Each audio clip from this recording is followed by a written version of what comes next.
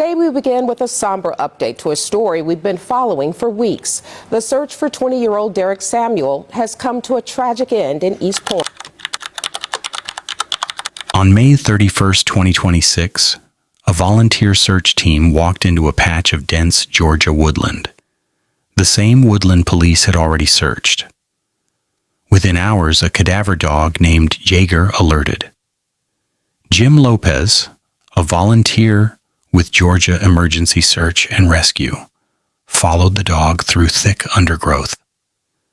And there, in a place that had already been walked, already been searched by professionals with multiple dogs, he found the remains of 20-year-old Derek Samuel. 33 days.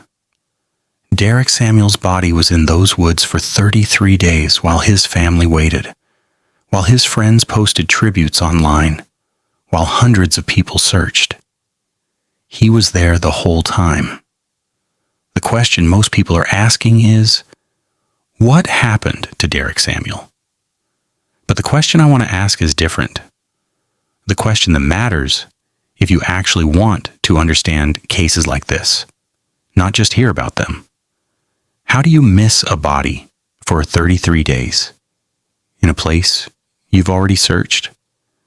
And when the evidence finally comes in, a handgun, a single shell casing, a cell phone, what does that evidence actually say? Today we're going deep into the forensic reality of this case.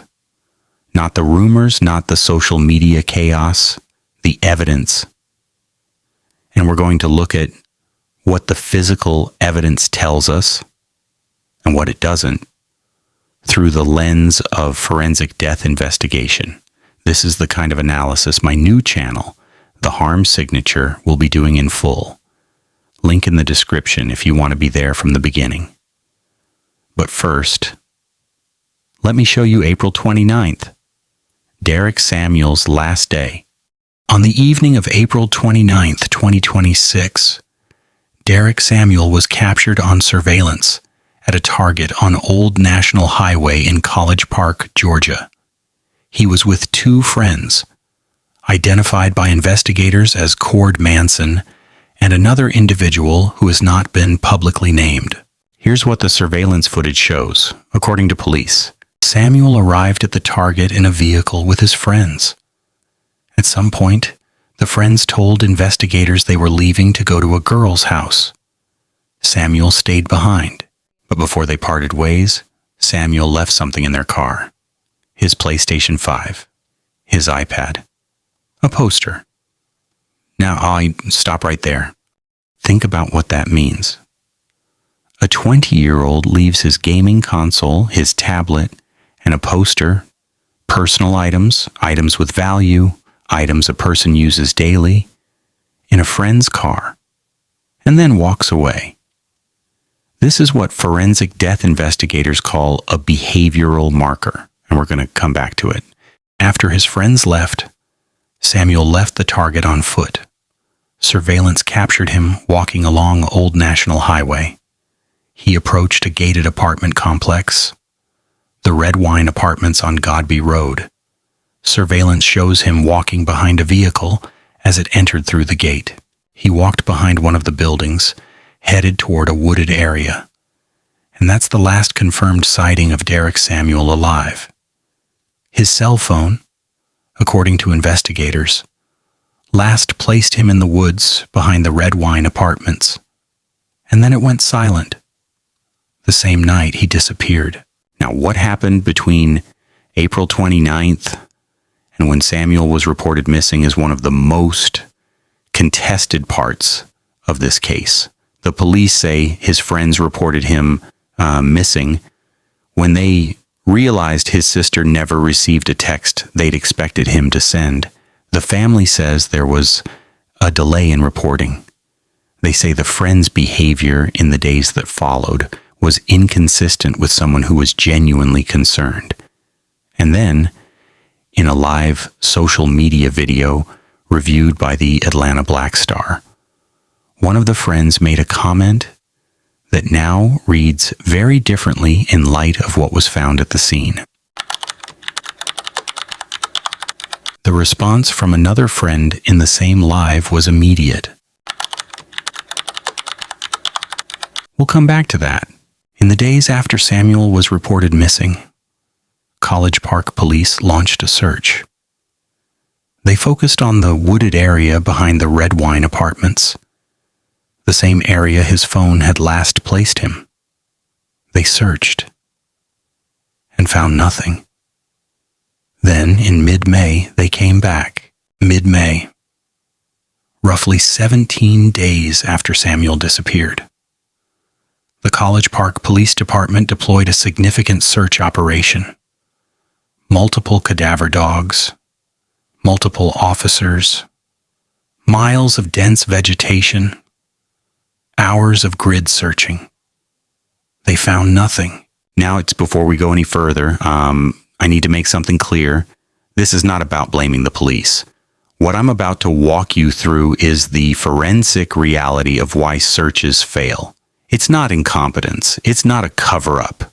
It's physics, chemistry, and biology operating in conditions that make finding a body extraordinarily difficult, even for professionals with trained dogs.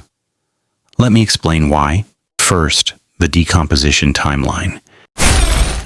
When a body begins to decompose, it releases volatile organic compounds, VOCs, into the air. These are what cadaver dogs are trained to detect. But here's what most people don't know. The VOC profile changes dramatically over time. In the first several days, the body is in the fresh stage. The scent signature is relatively contained. If a cadaver dog passes through during this window, it may not alert, especially if the body is in dense vegetation that traps scent close to the ground. By roughly days 8 through 20, the body enters active decay. The scent plume expands significantly. This is the window when cadaver dogs are most effective. The scent is strong, it's spreading, it's relatively uniform. But by the time Samuel had been missing for 33 days, the body would have been in or approaching advanced decay. The VOC profile shifts. Different compounds dominate. And critically, if the weather has been working against the searchers, those scent molecules may not be where the dogs expect them to be. Which brings me to the second factor, the one that may explain everything. Between the first search and the volunteer recovery, a prolonged stretch of heavy rain hit the College Park area. Here's what rain does to a cadaver dog search. Cadaver dogs work by detecting scent molecules that have risen from decomposition and are carried by the air. But heavy, sustained rain, the kind that saturates the ground for days, does something forensic teams dread. It pushes those scent molecules down into the soil. Think about what that means practically. The scent that was rising, spreading, forming a plume that a dog could follow. It's been compressed, driven into the earth. And it takes time, sometimes days after the rain stops, for the ground to dry enough that the scent plume reestablishes itself. If the mid-May search happened too close to that rain window, if the ground was still saturated, those cadaver dogs could have walked within feet of Derek Samuel's remains and detected nothing. Not because they were bad dogs, not because their handlers were incompetent, because the scent they were trained to find was locked in the soil beneath their paws. On May 31st, Jim Lopez and K9 Yeager, a volunteer team with Georgia Emergency Search and Rescue, walked into those same woods. Within approximately 3 hours, Yeager alerted. Lopez pushed through the dense undergrowth and found what multiple professional dogs and a full police search operation had missed. Why did the volunteers succeed where the professionals failed? There's a third factor here, and it's one that experienced search coordinators understand well. Professional search teams work in grids, systematic, methodical, by the book. That's not a weakness. It's how you make sure you don't miss anything. But it also means that if the grid protocol doesn't account for something, a scent shadow caused by dense vegetation, a plume that's been pushed off axis by wind patterns over a 30-day period, the dogs can work the grid perfectly and still pass by the target. Volunteer teams, especially those with a single highly experienced dog, often work more intuitively. They read the terrain differently, they adjust. And sometimes, that difference in approach is what finds the body. This isn't a failure of police procedure. It's a demonstration of why volunteer search teams exist in the first place. Because sometimes, the methodical approach needs a fresh pair of eyes. Or in this case, a fresh nose. 33 days. Heavy rain. Multiple dogs. 0 alerts. And Derek Samuel was there the whole time. Now let's talk about what the evidence tells us about Derek Samuel's state of mind on April 29th. This is where we enter what forensic psychologists call a psychological autopsy, a formal method for reconstructing a person's mental state before death when the manner of death is ambiguous. I want to walk you through 4 behavioral markers from the last confirmed hours of Derek Samuel's life. Marker 1, leaving his possessions behind. Samuel left his PlayStation 5, his iPad, and a poster in his friend's car at the Target. These are not trivial items for a 20-year-old. A gaming console is a primary source of entertainment and social connection. An iPad is a communication device. Leaving them behind voluntarily, according to the friends, is a behavior that forensic psychologists recognize. When someone is preparing to end their life, they often begin disconnecting from things that anchor them to daily existence. They give away or abandon possessions. They sever ties to their routine. Marker 2, his demeanor on surveillance. Police Chief Buchanan stated publicly that surveillance footage showed Samuel did not appear distressed. He was calm, walking normally, not fleeing, not invisible crisis. Here's what most people don't understand about suicide. And this matters. Once a suicidal person has made the decision, truly made it, they often experience what clinicians describe as a period of calm. The internal struggle is over. The ambivalence is resolved. They appear peaceful, even relieved, because they've stopped fighting. Families are blindsided by this. They see someone who seemed better, who seemed at peace. They don't realize that the peace came from the decision itself. The calm before is one of the most misunderstood and dangerous phenomena in suicidology, and it's consistent with, not contradictory to, what the surveillance footage shows. Marker 3, he walked toward isolation. Samuel didn't walk toward a friend's house. He didn't walk toward a populated area. He walked toward a gated apartment complex, and then into a wooded area. He moved away from help, away from people, away from intervention. Marker 4, the cell phone. His phone went silent the same night he disappeared, not days later. Not after the battery died from days of searching by his family.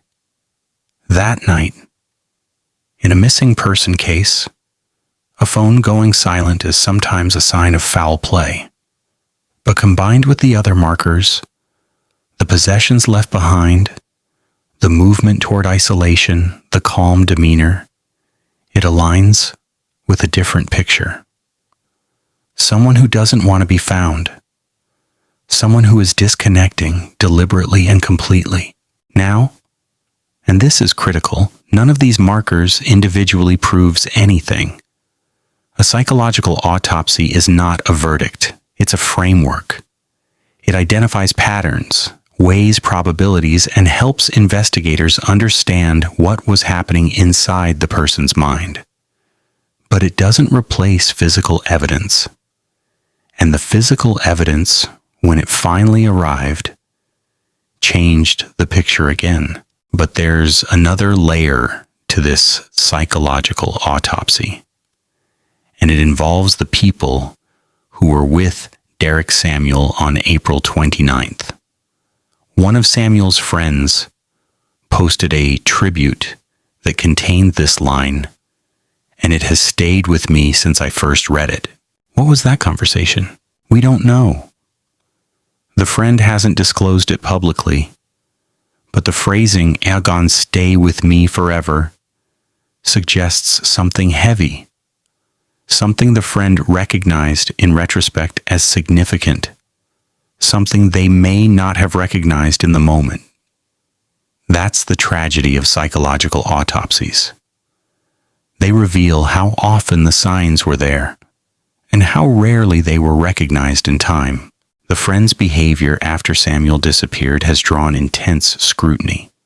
They reported him missing, but the exact timeline of that report is disputed. The family has stated publicly that they believe there was a delay, that the friend's stories didn't add up, that in the days after Samuel vanished, the friends were seen on social media live streams dancing. Behavior, the family says, was inconsistent with genuine concern. And then, the live video. In a social media live stream reviewed by the Atlanta Black Star, an unidentified person made that comment while Samuel's friends were on camera. The response was immediate and sharp. Why does this matter? Because a handgun was found near Derek Samuel's remains, along with a single shell casing. If Samuel had a gun with him at the target, whether he was carrying it for protection or for a transaction, that changes the behavioral picture significantly. A 20-year-old carrying a handgun while shopping with friends is not just a casual shopping trip. Something else was happening. The trading a gun comment, combined with the handgun found at the scene, is forensically significant. It's not proof of anything. The source is a live stream comment, not a sworn statement. But it's a thread that warrants pulling. On May 31st, when Jim Lopez and K9 Yeager found Derek Samuel's remains, they also found physical evidence that begins to tell the story of how he died. 3 items matter most. 1, a handgun. 2, a single shell casing. 3, Samuel's cell phone. Taken together, these 3 items point toward a specific conclusion. A self-inflicted gunshot wound is the most parsimonious, the most straightforward explanation for a body found with a handgun and a single spent casing nearby. Police Chief Buchanan stated plainly, "We have not ruled suicide out, but we don't see any foul play." Let me break down exactly what that means and doesn't mean from a forensic perspective. What no foul play means in a death investigation. First, there is no physical evidence of another person at the scene. No sign of a struggle. No defensive wounds on the remains. Nothing that suggests another human being was present when Samuel died. Second, the weapon at the scene is consistent with self-inflicted injury. A single gunshot from a weapon found with the body. That is the textbook presentation of suicide by firearm. Third, investigators have not established a motive for homicide. No enemies, no threats. Nothing in Samuel's life that points towards someone wanting him dead. Now, what no foul play does not mean. First, and this is critical, it does not mean the death has been definitively ruled a suicide. The medical examiner's final determination hasn't been released. Chief Buchanan himself said there are loose ends to tie up. Second, it doesn't mean the investigation is closed. It's not. The police have explicitly stated there are unanswered questions. Third, and this is where I need to be very careful with my language, it doesn't mean the family's questions have been answered. Derek Samuel's family has publicly and forcefully rejected the police's preliminary finding. They've called it insulting.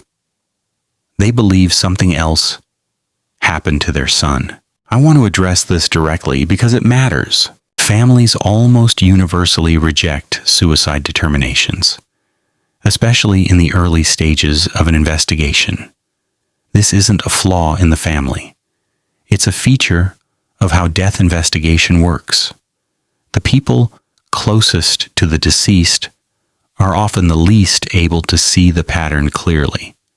They knew the person, they loved the person, and the person they knew, the person they loved, didn't seem suicidal. So when the evidence points that direction, it feels like an attack on the person's character.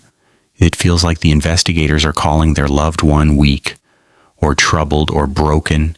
That's not what a suicide determination means. But that's how it feels.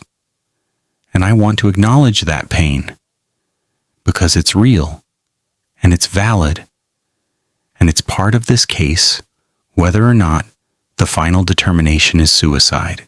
But let's talk about what we don't know yet, because the gaps in the evidence are as important as the evidence itself. We don't know who owned the handgun. Was it Samuel's? Was it legally registered? Was it the same gun referenced in the friend's live stream? The one they denied trading? We don't know if the single shell casing matches the handgun. Ballistics testing is standard procedure, but the results haven't been released. We don't know what was on Samuel's phone and whether the data from that phone will illuminate or complicate the picture. And we don't know whether Samuel was carrying a backpack. Some reporting has referenced one, but it hasn't been confirmed by police. These are the loose ends Chief Buchanan was talking about. I titled this channel, The Harm Signature, for a reason. Every predator leaves behavioral evidence, patterns, rituals, signatures, that tell you who they are and how they operate. That's the core of my work, and it's the focus of the new channel launching soon. But here's what I've come to understand through years of studying these cases. It's not just predators who leave signatures. Every death leaves a signature. In the signature Derek Samuel's death leaves depends entirely on which evidence you weight and how you read it. Here's the signature if the evidence is read as suicide. A 20-year-old man carrying a handgun disconnects from his possessions, walks calmly away from his friends, moves toward isolation. His phone goes silent, and he ends his life in a wooded area where his body remains for 33 days, despite multiple professional searches. The friends who were with him that day carry the weight of what they didn't recognize, the conversation they had, the signs they missed, the items he left in their car. That signature is one of hidden crisis, of a young man whose internal world was far darker than anyone around him understood. And it's tragically common. Young men are one of the highest risk demographics for suicide, and they are also the least likely to reach out for help in recognizable ways. Here's the signature if the evidence is read as something else, as the family reads it. A 20-year-old man goes to Target with friends. Those friends leave. He follows them, or someone else, into a gated complex, and 33 days later, his body is found with a gun and a single shell casing. The friends' stories don't align. The timeline is murky. And the questions his family is asking questions about delay, about inconsistency, about the trading a gun comment, remain unanswered. That signature is one of open questions, and it demands that investigators close those loose ends before any final determination is made. Here's what I believe, based on the evidence that's been made public. The physical evidence, the handgun, the single shell casing, the location, the lack of defensive wounds, the absence of any sign of another person at the scene, points toward a self-inflicted death. That's what the forensic picture supports. But, and this is a significant but the investigation isn't over. The ballistics aren't back. The phone data hasn't been released, and the people who were with Derek Samuel on April 29th have not, to public knowledge, been fully cleared or fully implicated. The loose ends matter. And until they're tied up, the signature is incomplete. What doesn't change, regardless of the final determination, is that a 20-year-old man is dead. A family is in unimaginable pain, and a search that should have found him sooner failed, not because of malice, but because of the brutal forensic reality of decomposition, weather, and terrain. That failure is not a crime, but it's worth understanding, because understanding why searches fail means getting better at making sure they don't. This isn't just entertainment. This is education that could save lives. If you or someone you know is struggling with suicidal thoughts, the Suicide and Crisis Lifeline is available 24 hours a day at 988. You can call, you can text, someone will answer. Now, before I go, I want to tell you about something I've been building. For the past several months, I've been working on a new channel called The Harm Signature. The entire premise is this: every predator leaves a signature, and I'm going to teach you how to find it. But it's not just about predators. It's about understanding the forensic, behavioral, and psychological patterns that define how death investigations actually work. What I just walked you through with Derek Samuel's case, the psychological autopsy, the search failure analysis, the death scene reading, that's exactly the kind of work the Harm Signature will be doing, case after case. Deep dives into the forensic evidence. Analysis you won't find anywhere else. The link to subscribe is in the description. I'd love to have you there from the very beginning. Please hit the like button right now, subscribe to this channel, and share this video. In the comments below, write your city and what time you're watching this. And one more thing, if you have questions about this case, things you want me to follow up on as more evidence becomes public, leave those in the comments too. I read them, and I'll be tracking this case as the investigation develops. Thanks for watching. See the next video now on YouScreen.